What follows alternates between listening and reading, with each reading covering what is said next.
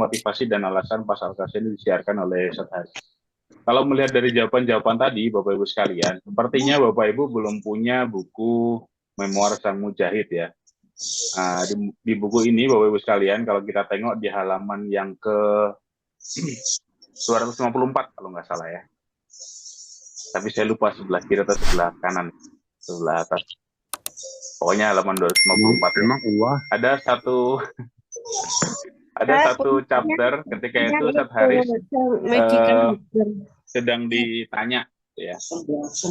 Sedang ditanya waktu itu Pak Bilal, terus kemudian Pak Anjrah, ada Pak Tri, kemudian Bu Nia sedang ke tempat Ustadz Haris sebelum kemudian memulai syiar tentang pasal kaso ini. Ya, mereka semua silaturahmi ke tempat Ustadz Haris. Kemudian mempertanyakan terkait dengan Ustadz, sebenarnya apa sih alasannya kemudian syiar tentang pasal kaso ini akan dilakukan ke depannya. Ya, maka Ustadz Haris menjawab dengan kalau kurang lebih lah perkataannya begini. Hari ini sekarang ya kemaksiatan itu merajalela luar biasa di sekitar kita. Dan kita yakin bahwasanya nanti di akhir zaman Islam itu akan kembali menang. Islam itu akan kembali jaya. Ya. Ada nggak ada kita, Islam akan kembali jaya. Pertanyaannya, ya, kita sebagai umat Islam mau berkontribusi apa menuju kejayaan Islam itu tadi? Ya. Nah, atau bahasa lainnya yang saya kutip di sini ya, yang jadi permasalahan apa peran kita di masa kejayaan Islam tersebut. Ya, itulah yang kemudian menjadi motivasi awal Ustadz Haris mensyiarkan ya dan alasan ya yang kemudian menyebutkan Ustadz Haris mensyiarkan ilmu pasal kaso ini. Ya, bagaimana harapan beliau ilmu pas ini nanti ya bisa memberi peran, bisa memberi manfaat ya teman-teman yang punya keilmuan pasal kaso ini ketika Islam nanti kembali Allah jayakan di akhir zaman. Jadi beliau berharap harapannya jauh Bapak Ibu sekalian. Bukan kalau bahasa kita ya, bahasa kita, saya kadang kalau baca buku memoir ini malu sendiri ya dengan pribadinya Ustadz Haris ini, Masya Allah, orang yang punya visi yang sangat jauh, ya punya motivasi hidup yang luar biasa. Ya, sedangkan waktu saya ikut pelatihan itu motivasi saya atau alasan saya kerdil ya Bapak Ibu ya, kalau saya boleh bilang ya. Ya cuman untuk kesehatan keluarga itu bagi saya sih di hadapan sosok seorang Haris Mujahid ini motivasi yang sangat kerdil. Dan Masya Allah di situ memang saya tertampar sekali di pelatihan tadi. Kemudian ketika membaca buku Memoir Sang Mujahid ini saya tertampar lagi ya. Oh sekalian ternyata beliau punya tujuan atau motivasi ya, alasan atau motivasi ya ketika memulai syiar ini adalah jauh ke depan ya, melihat permasalahan umat yang kondisinya sedang di bawah saat ini ya, kemudian beliau pengen memberikan sebuah kontribusi atau peran untuk menyambut kejayaan Islam itu tadi. Ustadz Haris ketika mencanangkan ya beliau ingin menyebarkan syiar ilmu pas ini, beliau berharap ilmu pas ini terus bergulir sampai di akhir zaman gitu ya. Untuk apa sih? Apakah untuk umat Islam jadi lebih jaya? Iya jelas itu efek sampingnya. Ya, apakah kemudian nanti biar umat punya kemandirian di sisi kesehatan? Jelas itu efek sampingnya. Akan tetapi Bapak Ibu sekalian, yang lebih penting adalah beliau punya kecerdasan kalau saya boleh bilang ya. Beliau mencanangkan sebuah amal yang nanti ketika ilmu pas ini terus bertahan, ya, amal solehnya akan terus mengalir ke beliau bahkan sampai beliau meninggal dunia. Ya. Ya, ingat dalam sebuah hadis ya disampaikan oleh Rasulullah SAW tentang 3 amal yang tidak putus. Ya, yang pertama adalah sedekah jariyah, termasuk wakaf tadi ya, itu termasuk sedekah jariyah. Kemudian yang kedua adalah ilmu yang bermanfaat. Nah, ilmu pas ini beliau harapkan bisa menjadi penerang kubur beliau, ya, sekaligus menjadi penyokong kejayaan Islam. Nah, itu sebenarnya niatannya Bapak Ibu sekalian. Oke, boleh saya lanjut ya? Oke, sekarang kita masuk ke pembahasan ya. 100 hari jadi pastor hebat. Nah, saya akan perjelas sedikit apa sih maksud hebat sini. Maksud hebat di sini ya, kita kembalikan maksudnya sebagaimana tujuan Haris tadi. Bagaimana ilmu yang kita miliki sebagai seorang pastor itu bisa menjadi bekalan bagi kita, bahkan sampai kita nanti meninggal dunia. Itu yang dimaksud dengan hebat, Bapak Ibu sekalian. Kalau tujuannya cuma berhenti di dunia, itu nggak hebat. itu kurang kurang greget gitu ya, kalau saya bilang ya, kurang greget. Karena apa? Ketika berhenti di dunia saja tujuan kita meninggal, selesai sudah. Dan kita nggak tahu umur kita sampai kapan. Jangan merasa yang muda lebih panjang umurnya, atau yang tua lebih pendek umurnya, ya. Belum tentu, dia bisa jadi yang muda mati duluan, atau yang tua mati belakangan. Oh, sama aja ya. Kalau saya sih pilih yang muda mati belakangan ya, yang tua mati duluan. Nah, itu jangan jangan berpikir seperti itu. Maka kemudian yang kita maksud hebat di sini adalah seorang pastor yang tidak menyia-nyiakan ilmunya, kemudian bisa menjadi apa namanya, tabungan bagi akhiratnya kelak. Itu Bapak Ibu sekalian. Oke, selanjutnya kita akan coba masuk ke ini ya, 2 poin ya. Ada 2 poin yang perlu kita siapkan untuk menjadi pastor yang hebat, Bapak Ibu. Apa saja? Yang pertama adalah aspek dalam diri, yang kedua adalah aspek luar diri. Oke. Jadi ada aspek ini, gambarnya bukan sedang meruqyah ya, ini Mas Budi sedang pembelajaran teknik vokal. Ini aspek dalam diri, kemudian aspek luar diri. Saya rasa Bapak Ibu sudah mulai menangkap poinnya di sini. Yang dimaksud aspek dalam diri adalah hal-hal yang perlu kita benahi di diri kita sendiri. Kemudian yang dimaksud dengan aspek luar diri adalah hal-hal yang kemudian eh, menimbulkan dampak atau berhubungan dengan orang lain. Kurang lebih begitu ya. Oke, baik. Kita next. Nah, inilah Bapak Ibu sekalian beberapa atau 4 hal ya yang menjadi aspek dalam diri yang perlu kita perbaiki. Dan ini akan menjadi pondasi awal supaya kita bisa menjadi pastor yang hebat. Oke, saya coba bahas satu persatu ya. Silakan di apa namanya dicatat kalau seandainya penting. Yang poin pertama adalah kita sebagai seorang pastor harus yakin bahwasanya Allah sang penyembuh. Dan ini adalah tema yang kita angkat di awal di kelas basic Bapak Ibu sekalian, ya, dengan menyitir satu ayat di surah Syu'ara ya, ayat 80. A'udzubillahi minasyaitonirrajim. Ya, wa idza maritu fahuwa yashfin. Kalau aku sakit, Allah lah yang menyembuhkanku. Ya, di sesi ini betul-betul kita kuatkan Bapak Ibu sekalian ya, supaya yakin bahwasanya semua itu datangnya dari Allah. Oke. Kesembuhan datangnya dari Allah. Kalau sakit cari Allah dulu. Ya. Kalau sakit cari Allah dulu. Ya. Sedangkan kebiasaan kita hari ini, ya kalau sakit cari dokter dulu, atau cari apotek dulu, atau cari warung kelontong terdekat untuk beli obat dan lain sebagainya.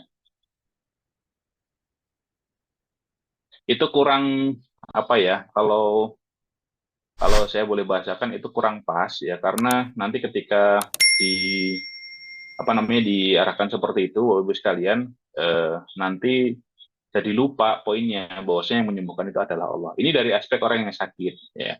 Sekarang kita bicara dari aspek seorang pastor Bapak Ibu sekalian. Ya, apa pentingnya ayat tadi bagi seorang pastor ya. Bagi seorang pastor Bapak Ibu ya, ketika dia apa namanya meyakini bahwasanya Allah lah sang penyembuh ya, maka seorang pastor tadi ya, ya ketika melihat orang sakit dia akan tergerak untuk membantu ikhtiarnya. Ya.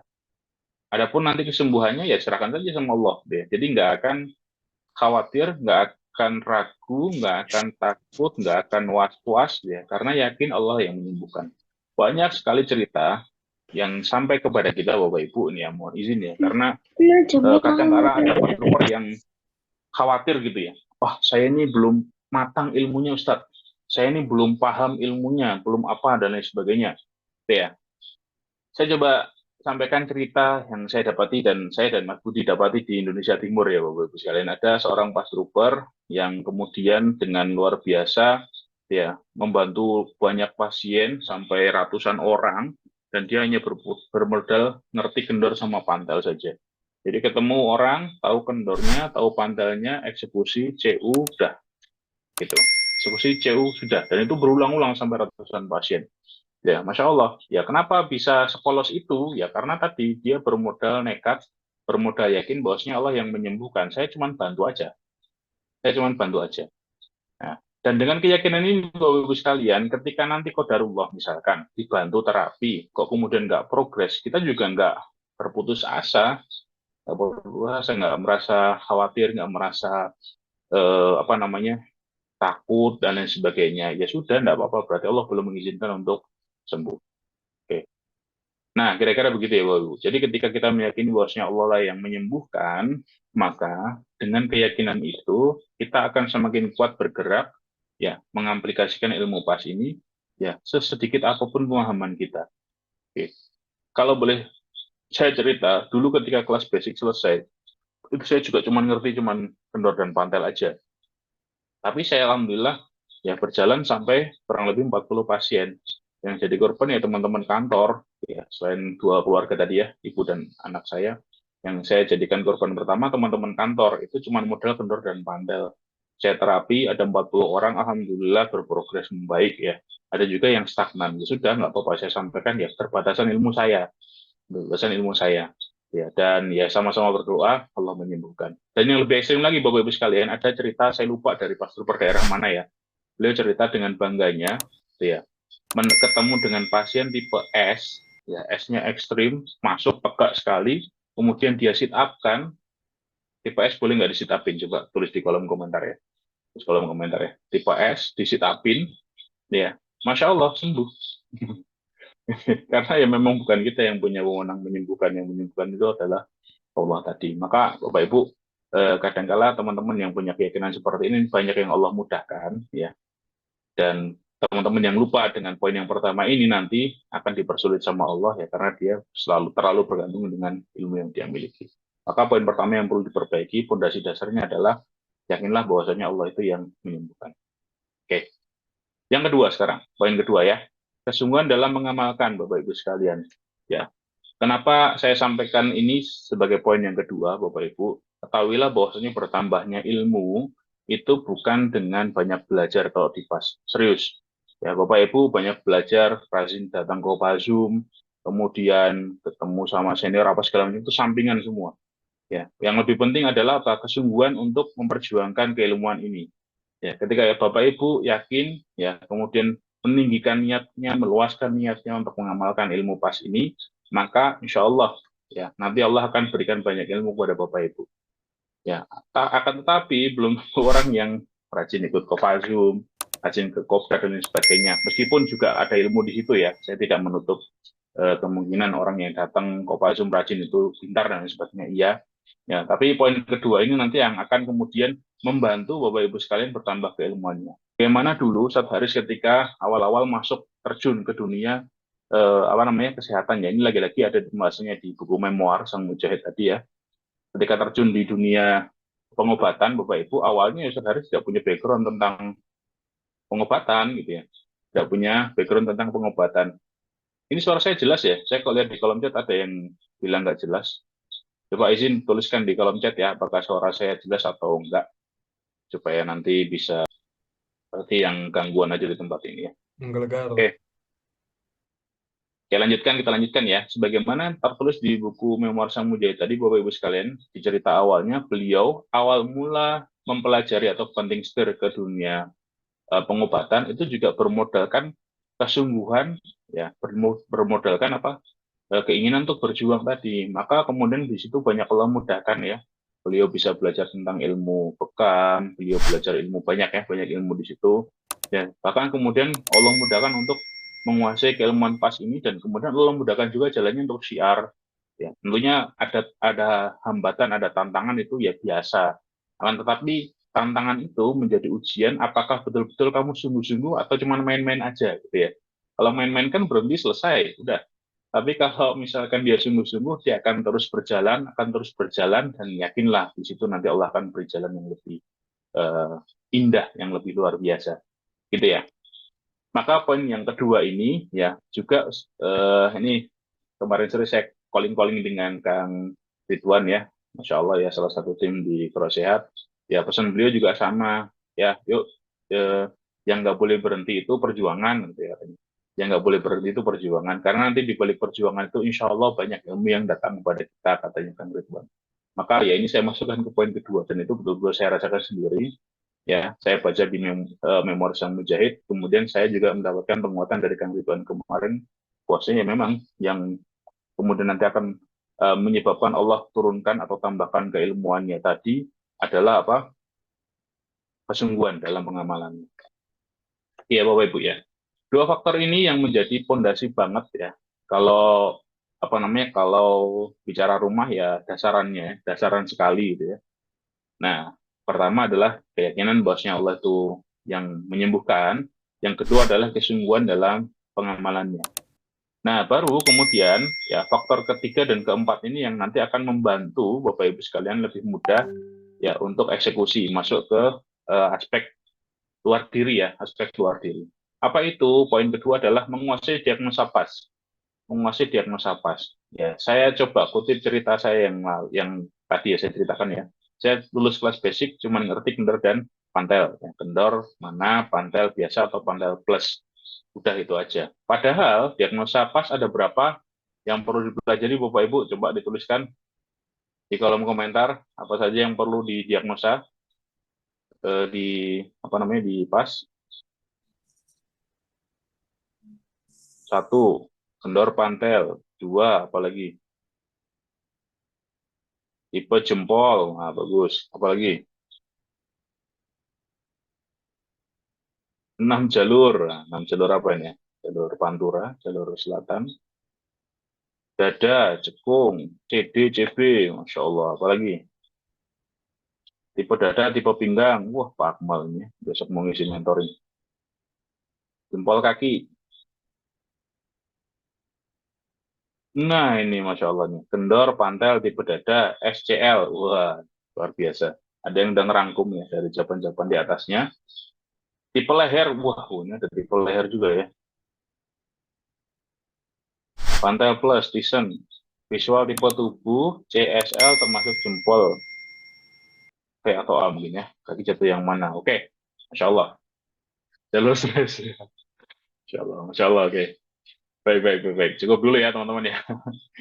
Saya coba lanjutkan slide-nya supaya teman-teman juga nostalgia ya. Inilah 4 poin pemeriksaan yang paling tidak teman-teman sudah kuasai ya atau sudah diajarkan di kelas basic. Ya, pertama adalah bagaimana menemukan kendor dan pantel, gitu ya. Yang kedua, mencari tipe tubuh. Yang ketiga, menentukan tipe dada. Dan yang keempat, menentukan tipe jempolnya V atau A. Dan itu nomor satu nanti ada perinciannya ya, melihat secara visual, kemudian memeriksa di jalur penyakit melalui titik sentuh. Kemudian yang ketiga adalah eh, pemeriksaan di tulang kemaluan, itu rinciannya yang nomor satu. Kemudian yang nomor dua, ya, yang nomor dua tipe tubuh ini nanti ada tipe C dan tipe S, ya. Kalau masih ingat teman-teman ya, ada tipe C dan tipe S. Kemudian di situ juga nanti termasuk membahas masalah jalur stres dan jalur kencang. Ya, jalur stres dan jalur kencang itu problem di tulang tengah ya, di apa namanya di tulang ekor ya, nanti berdampak kepada tulang tengah. Oke, selanjutnya ada yang nomor tiga yaitu tipe dada. Ya nanti ada tipe cekung depan dan cekung belakang. Oke. Terus kemudian ada tipe jempol ya V dan A. Oke. Itu menggambarkan kondisi pinggul tertutup dan terbuka. Oke. Ini nostalgia ya teman-teman ya. Semoga sudah paham semua atau ada yang belum paham dari 4 poin ini. Oke, nggak ada yang jawab di kolom chat berarti paham semua. Masya Allah, Alhamdulillah. Nah, kalau belum paham, Bapak Ibu bisa nanti merapat ke pembinaan-pembinaan PAPK terdekat yang ada di sekitar Bapak Ibu sekalian, gitu ya.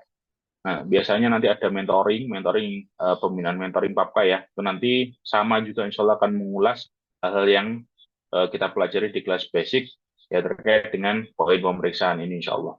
Oke, itu ya. Jadi kuasai 4 hal ini, insya Allah nanti Bapak Ibu akan eh, mendapatkan dasar atau fondasi dari ilmu PAS. Karena nanti ya semua gerakan yang akan kita berikan kepada pasien itu tentu berdasarkan diagnosa. Ya, tadi ada pertanyaan di atas, boleh nggak sit up untuk orang yang tipe S? Ya, bisanya jawab boleh dan enggak ya setelah memahami diagnosa. Kalau belum memahami diagnosa ya kemungkinan akan menjawab boleh. Gitu ya. Kalau sudah memahami diagnosa ya biasanya akan menjawab tidak boleh karena ya untuk tipe-tipe apa namanya C dan S ada ketentuannya sendiri-sendiri untuk pemberian jurusnya. Gitu ya. Maka memahami fungsi gerakan pas ini juga penting ya, sehingga tidak salah memberikan solusi ketika sudah mengetahui atau mendiagnosa permasalahan dari pasien. Oke, sebagai review ya Bapak Ibu sekalian, ini ada slide juga di kelas basic yang Bapak Ibu apa namanya sudah pelajari gitu ya. Di modul pun insya Allah ada bagian ini. Kalau belum ya silakan di screenshot aja ya, screenshot untuk tambahan pengetahuan ya. Oke. Di sini kita sudah bagikan tipe apa jurus-jurus untuk yang khusus tipe C, ya, kemudian jurus-jurus yang untuk tipe S, ya. Kemudian ada juga jurus-jurus yang boleh diberikan untuk semua tipe, ya. CU dan HK, ya, cabut rumput, buka tutup pinggul itu tidak bergantung pada tipe tubuh seseorang. Kalau buka tutup pinggul tergantung pada kondisi jempolnya ya, B atau A. Kondisi pinggulnya terbuka atau tertutup. Hook, energi booster juga tidak bergantung pada tipe tubuhnya. Semua tipe tubuh boleh melakukan itu. Adapun jurus yang ada di kolom hijau ya, itu khusus untuk tipe C saja, yang untuk yang di kolom kuning itu khusus untuk tipe S saja. Nah, Bapak Ibu pahami ini ya. Pahami ini apa namanya? eh, mekanisme ya, fungsi gerakan pas ini tadi, fungsi jurus pas ini untuk apa, kemudian nanti insya Allah bisa memberikan yang baik untuk pasiennya. Nah, detail-detailnya kadangkala yang luput itu adalah di teknisnya, Bapak Ibu. Sudah di CU, tapi kondisi CU-nya kurang tepat. Ya, sudah di HK, oh ternyata HK-nya kurang pas gitu ya, cara melakukannya. Ya, atau sudah disetapkan, ternyata ketika setup dia masih bungkuk, nah, dan sebagainya. Detail-detail seperti itu nanti juga sama, Bapak Ibu bisa dalami di mentoring bersama teman-teman di PAPKA ya. Maka saya sarankan teman-teman gabung ke PAPKA terdekat supaya nanti bisa mendapatkan fasilitas mentoring bersama Papka. Kalau nggak ada, gimana? Kalau nggak ada Papka terdekat di tempat kita gitu ya, ya Bapak Ibu bisa datang aja ke Ayub Camp ya. Camp nanti Insya Allah ada apa namanya? Ada boleh tanya-tanya gitu ya, atau murojaah di situ Ayub Camp nanti Insya Allah kita layani lah, boleh silahkan. Ya, nanti kalau nggak ketemu saya ya ketemu Mas Umar, kalau nggak ketemu Mas Umar ya ketemu Mas Fajar. Sama Mas Fajar diajarin cara moto. Baik, itu ya untuk menguatkan aspek diri sendiri. Jadi ada 4 hal, saya ulas lagi, oh itu sekalian ya. Yang pertama adalah tadi ya dari aspek keyakinan, yakin bahwasanya Allah yang menyembuhkan. Oke.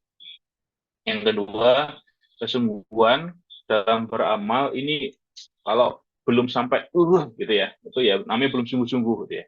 Sungguh-sungguh itu sampai ada getar di hatinya, nah itu baru sungguh-sungguh. Yang ketiga, ya kuasai diagnosa pas, ya belajar, belajar, belajar ya. Nanti kalau misalkan belum sempat temu darat ya boleh juga di member pas. Sepertinya teman-teman dapat juga pengayaan baik yang online maupun yang offline, ya sesuai dengan kadarnya masing-masing.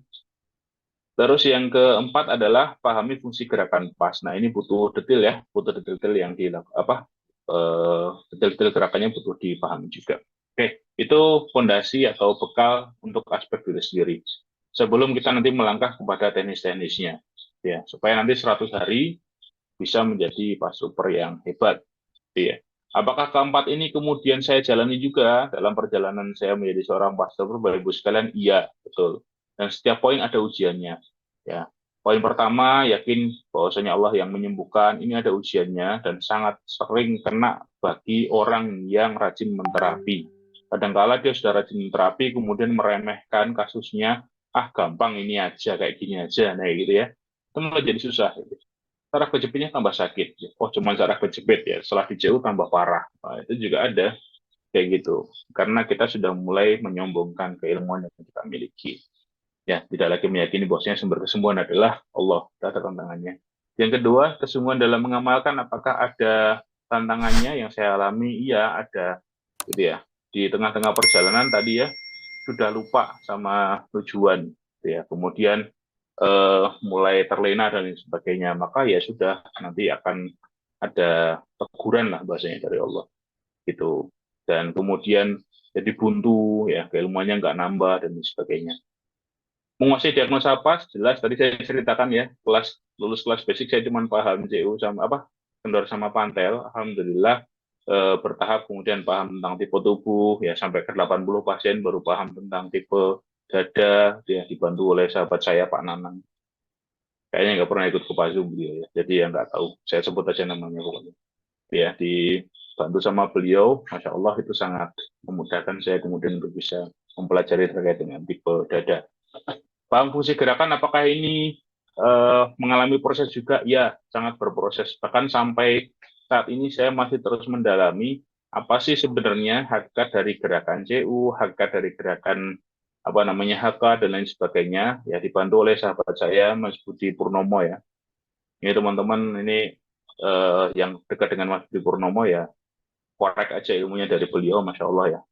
Karena beliau memang apa, eh, spesialisasinya di bidang olahraga ya, tentang gerak dan lain sebagainya, sangat banyak membantu saya memahami gerakan-gerakan tadi.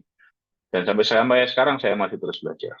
Gitu ya Bapak Ibu ya, itu pondasi awal dari aspek dalam diri. Ini selesaikan dulu sebelum kemudian masuk ke tahapan yang selanjutnya. Terus kalau belum selesai nggak boleh melangkah ya boleh aja. Yang maksud saya selesaikan tuh memang harus kita targetkan empat-empatnya ini kita kuasain gitu loh. Tuh, sambil terus melangkah nggak apa-apa, silahkan. Oke, sekarang kita akan melangkah ke aspek luar diri. Sudah siap semuanya? Tulis dulu dong, siap gitu. Ini aspek luar diri, aspek luar diri. Nah, ini 4 hal juga Bapak Ibu sekalian yang nanti akan coba kita terapkan dalam tahapan 100 hari. Apa saja itu? Ya, dalam 100 hari coba penuhin. Yang pertama, praktek hingga 100 pasien. Nah, ini milestone yang kemudian saya harus tetapkan untuk seseorang itu mulai memahami ilmu pas ya apa? Ya tadi, memenuhi 100 pasien pertamanya. Gitu. Bahkan dulu saya harus coba cari di sekitarnya. Siapapun cari supaya nanti ketemu 100 pasien. Karena ketika sudah 100 pasien, pemahaman Bapak Ibu semakin apa namanya semakin menep kalau bahasa orang Jawa ya. Menep itu bahasa Indonesianya adalah mengendap. Wah, mengendap. Ya semakin mapan lah pemahamannya gitu ya. Hanya semakin mapan. Itu ya 100 pasien. Coba nanti usahakan Bapak Ibu sekalian yang belum 100 pasien siapa? Ada dari peserta di sini? Ya, genepin 100. Gimana caranya nanti saya kasih di belakang. Oke. Kemudian yang kedua, belajar dari senior, Bapak Ibu sekalian, ini juga penting ya. Hal ini juga saya dapatkan, Masya Allah ya, kemudahan dari Allah ya, karena tadi ya, berangkat dari kesungguhan Allah mudahkan. Karena dulu itu Bapak Ibu sekalian nyari senior itu tidak semudah sekarang. Kalau sekarang ada Papka, ya Alhamdulillah ya, banyak senior yang berkumpul di situ, banyak yang bisa ditimba ilmunya. Dulu Bapak Ibu sekalian, nyari senior itu ya nggak tahu ya. Kayak misalkan gini, kita jalan di Car Free Day, terus lihat, oh ada orang pakai baju pas, ya, didatengin, duduk gitu ya. Ya ketemu, nah kayak gitu tuh cara nyarinya ya. Karena nggak tahu yang dihubungin siapa dan lain sebagainya. Sangat jarang sekali, kan belum ada perkumpulannya. Alhamdulillah, ya di Solo, waktu itu saya ketemu sama salah satu senior di Solo, dan memang senior sekali, dilihat dari rambutnya ya, putih semua gitu ya. Namanya Sembah Yusuf, ya kalau ada yang kenal, itu orang yang membantu saya memahami di awal-awal keilmuan pas ini. Dan Masya Allah, eh, dulu saya mengenal beliau itu bukan pas trooper ya, kenalnya memang dari komunitas yang lain. Alhamdulillah ditemukan lagi di komunitas pas dan orangnya sangat welcome untuk bisa apa namanya kita belajar ya. Saya masih ingat dulu waktu awal belajar ke beliau itu maharnya apa Bapak Ibu sekalian. Ya udah datang aja ke tempat saya, itu ada tempat prakteknya beliau ya. Datang aja ke tempat saya. Oke. Eh bawa ini ya, es teh sama gorengan. Gitu. Jadi maharnya es teh sama gorengan. Jadi saya berangkat mampir ke wedangan gitu ya, angkringan gitu, terus kemudian saya beli es teh, beli gorengan, datang ke tempat beliau, dituang ke teko gitu ya, terus dimakan sama-sama gitu ya, sambil nangani pasien. Nah itu yang saya dapat di awal-awal dulu. Dan di situ juga kenangan luar biasa saya dapatkan ya. Saya ketemu sama pasien lumpuh pertama kali ya di situ. Jatuh dari seluncuran waterboom, ya kebentur di bagian tulang belakangnya sampai nggak bisa ngapa-ngapain ya. Nah disitulah kemudian saya mendapatkan banyak pelajaran dan tangan saya dibuat pegel karena beliau nggak punya pukul palu ketika itu ya. Jadi kita mukulnya pakai tangan. Ya, kita treatment dengan pukul tumit, tapi mukulnya pakai tangan. Itu jaramnya sampai 2 hari, alhamdulillah. Itu ya, belajar dari senior poinnya diantaranya. Dan yang ketiga, Bapak Ibu sekalian, pelajari video pengayaan. Nah, bersyukur lagi teman-teman sekarang hari ini banyak banget video pengayaan yang bisa diakses langsung di memberpass.net. Dulu Bapak Ibu kalau pengen tahu video pengayaan itu, kita beli flash disk. Ya, flash disk itu harganya berapa, Mas Umar, dulu ya flash disknya ya? Lupa ya. Jadi saya kemarin habis lihat 450. berapa Pak Hamid harganya dulu flash disk itu? 450. 450. Betul. Nah, 450 ya. Dan teman-teman yang senior tuh banyak banget punya koleksi itu. Masya Allah, termasuk saya juga koleksi itu ya, koleksi flash tadi. Dan kita lihat terus gitu ya. Nah, hari ini gampang banget ngaksesnya. Tinggal bikin akun member di memberpass.net. Ya, pengayaan yang gratis banyak. Pengayaan yang berbayar juga ada. Gitu ya. Dan nggak kayak flash disk ya. Dulu flash disk itu kita tancapkan, salah nancep aja, kena virus, hilang file. Gitu ya. Nancep di mobil, hilang filenya juga, alhamdulillah. Yaitu kesyukuran ya, perjalanan pembelajaran, tapi dengan tantangan-tantangan seperti itu, Masya Allah, jadi menguatkan, alhamdulillah. Nah, yang keempat, Bapak Ibu sekalian, adalah belajar di upgrading lanjutan. Ya, saya melihat Bapak Ibu sekalian hari ini minat teman-teman untuk belajar di kelas upgrading itu nggak banyak, gitu ya. Padahal di kelas upgrading itu banyak sekali kepingan-kepingan keilmuan Ustadz Haris yang bisa dipelajari supaya kita lebih memahami bagaimana sih cara Pas Al-Qaso ini berpikir, cara Pas Al-Qaso ini memahami kasus dan lain sebagainya, gitu ya. Karena nanti di situ banyak kajian-kajian terkait dengan apa namanya, misalkan ya, bagaimana Pas Al-Qaso memahami kerja jantung, gitu ya, kerja pembuluh darah dan lain sebagainya. Itu nanti didapatkan di kelas-kelas upgrading lanjutan. Ya, saya alhamdulillah termasuk yang dimudahkan Allah untuk bisa belajar di kelas upgrading ini, gitu ya. Modalnya apa? Modalnya doa. Modalnya doa. Ya, saya sempat cerita ke teman-teman ya, beberapa sih saya ceritakan.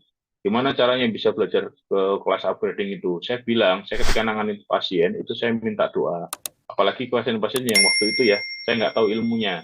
Ya, pernah ketemu sama pasien skoliosis, saya bilang, ibu-ibu ya waktu itu ya, datangnya keluarnya benjolan payudara, ternyata pas datang miring tulangnya skoliosis ya waktu itu. Terus kemudian saya bilang ke ibu, Bu, izin saya belum tahu ilmunya, ya doakanlah Bu supaya saya bisa mempelajari ilmuwan ini, terus kemudian ngerti, nanti saya insya Allah saya bisa bantu Bu.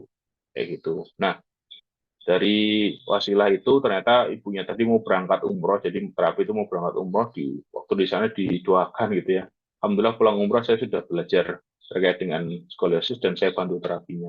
Nah itu kayak gitu ya teman-teman ya. Itu diantara perjalanan yang pernah saya lakukan ya dari sisi aspek luar diri. Jadi ada 4 poin, praktek hingga 100 pasien. Kemudian yang kedua belajar dari senior. Yang ketiga pelajari video-video pengayaan, gitu ya. Nanti hari ini lebih mudah lagi, bisa ditonton di memberpass.net aja. Yang kemudian belajar di upgrading lanjutan, ya. Ini penting banget. Ini rinciannya, Bapak Ibu sekalian. Nah, Bapak Ibu sekalian, ini saya coba turunkan ya dari 4 poin tadi supaya teman-teman nanti bisa menyusun action plan selama 100 hari. Mas Fajar bisa tolong diupload ke kolom chat ya untuk action plan-nya. Saya sudah siapkan worksheet untuk 100 hari. Ya, jadi isi hari per hari tadi dengan ya 4 tahapan ini.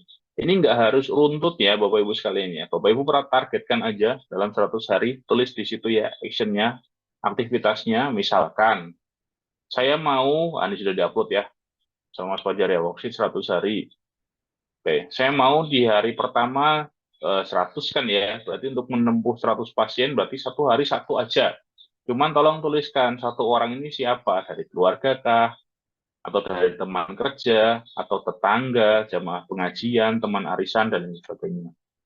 Itu ya, silakan dituliskan, gitu ya. Kemudian, targetkan juga dalam 100 hari itu belajar ke senior, ya. Silakan pilih dari opsi yang ada di sini, ya.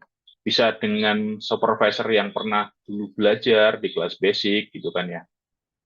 Atau, ya, komunikasi dengan pemateri di grup. Jadi grup basic itu Bapak Ibu sekalian kita sediakan bisa untuk bertanya. Enak hari ini ya. Dulu kita mau tanya itu harus tangani 25 pasien dulu. Sekarang Bapak Ibu mau tanya bebas. Silahkan ya, grup basic di WhatsApp itu silahkan digunakan untuk bertanya. Oke. Kemudian yang kedua ya, masuk ke grup Pastor di wilayah ya. Coba nanti kalau yang belum bergabung dengan komunitas di wilayahnya, tanya di grup basic ya. Siapa tahu nanti bisa kita bantu untuk ketemu sama senior-senior yang ada di sana, gitu ya. Ya, syukur-syukur nanti bisa yang nomor 3 gabung dengan Papka. Ya, dan kemudian nanti bisa hadir di murojaah-murojaah lokal di sana. Oke, coba nanti dituliskan di 100 hari perjalanan 100 hari Bapak Ibu sekalian jadi pastor perhebat. Ya, tuliskan di situ sampai poin kelima ini nanti silakan diajar-ajar ya. Oh, saya pengen ini setiap hari tanya, ya udah tulis aja di situ dalam 100 hari tanya terus di grup, ya, boleh ya. Nanti seminggu kemudian saya pengen ketemu sama teman-teman di wilayah, nah itu tuliskan di situ, silakan ya, dan sebagainya. Itu poin kedua. Ada poin lain nggak? Ya boleh kalau ada silakan ditambahkan. Atau teman-teman yang lain yang sudah senior ya kayak Jali atau apa boleh menambahkan di kolom chat ya, kira-kira langkah apa yang bisa dilakukan. Untuk praktek 100 pasien pertama, saya dulu nerapi, misalkan ini ya, pejabat-pejabat gitu ya, kayak Jali mungkin. Ya boleh juga. Tapi yang dulu saya lakukan ya, keluarga sama teman kerja, terus kemudian tetangga, ini jamaah masjid ya, yang banyak di terapi. Kemudian teman arisan nggak ada, teman pengajian ada. Karena saya nggak ikut arisan. Termasuk madhab tanpa arisan. Oke. Nah, poin ketiga Bapak Ibu sekalian, ini yang jarang banget dilakukan sama teman-teman di lapangan, saya melihat ya.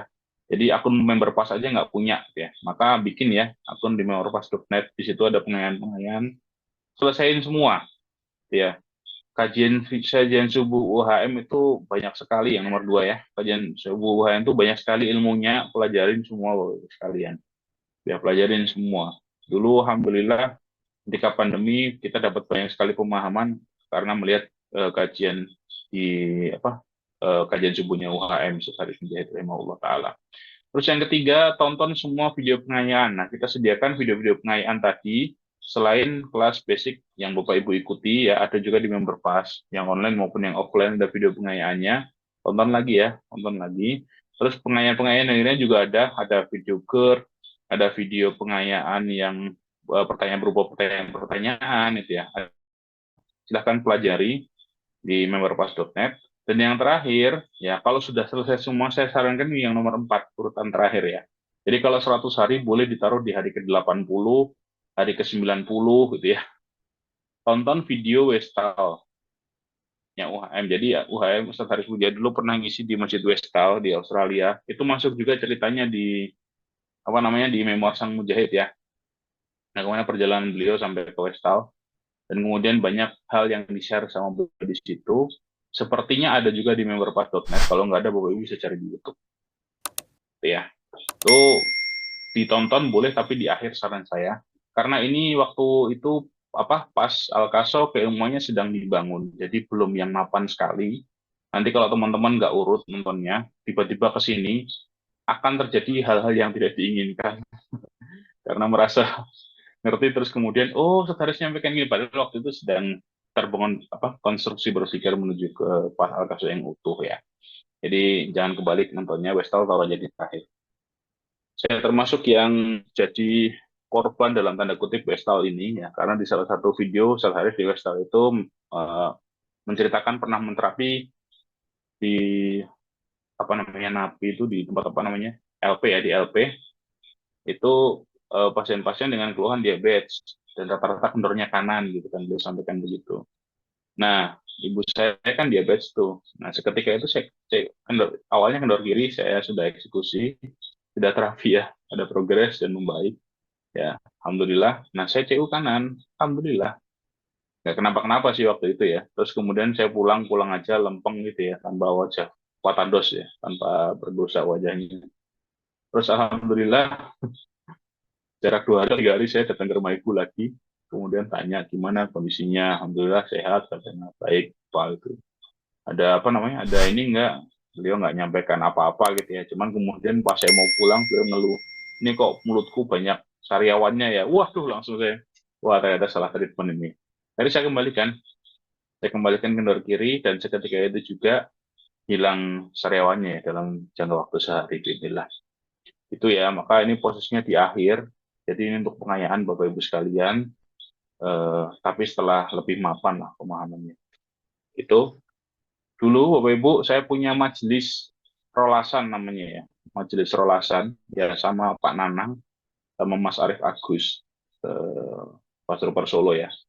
Itu kita majelis rolasan, kegiatannya adalah diskusi setelah nerapi dan diskusi terkait videonya Ustadz Haris. Nah, itu boleh di-copy juga. Jadi setelah melihat video pengayaan didiskusikan, boleh. Cuman saran saya ya, ada yang nengahin di situ. Maksudnya ada yang lebih senior sedikit ya. Jadi nggak kayak diskusi kita waktu rolasan itu ya. Waktu rolasan tahu ya, istirahat siang itu loh, istirahat siang. Jadi waktu istirahat siangnya habis, ya kita masih bingung dengan hasil diskusi kita.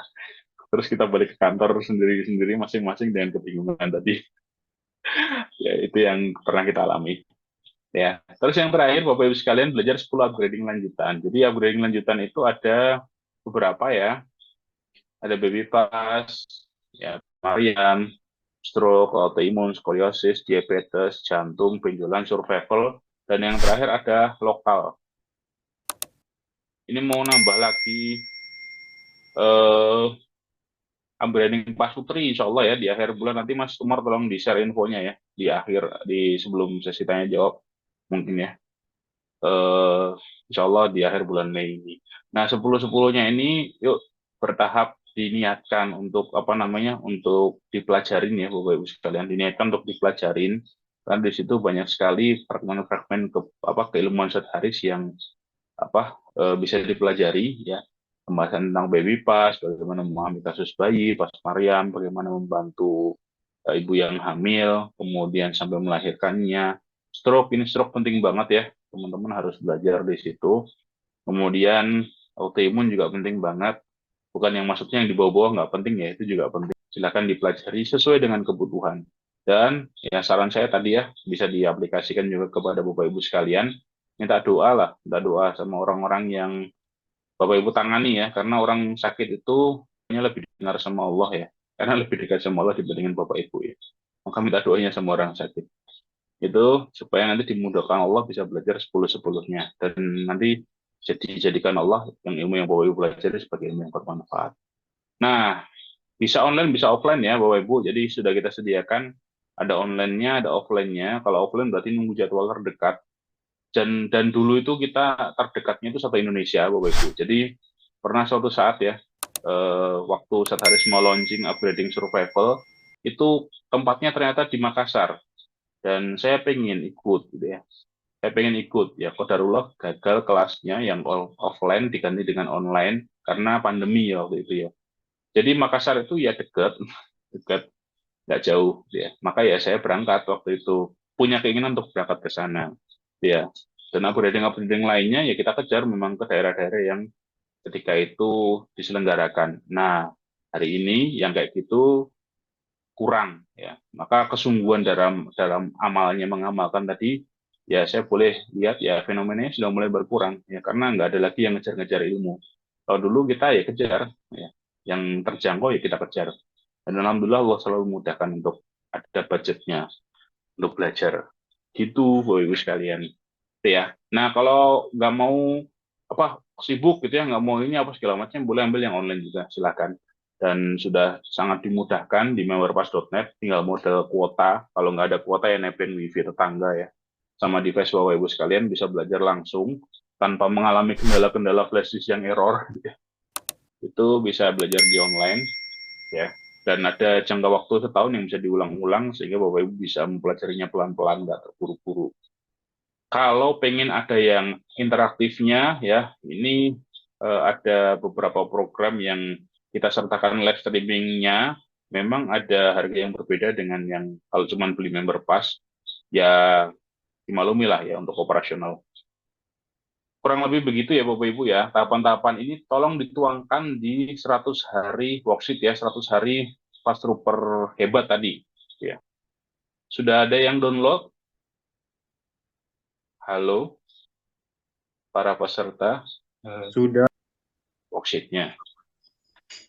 Nanti kalau belum lagi ketinggalan, sudah selesai sesi Zoom-nya, bisa minta ke Mas Fajar mungkin ya, untuk apa namanya,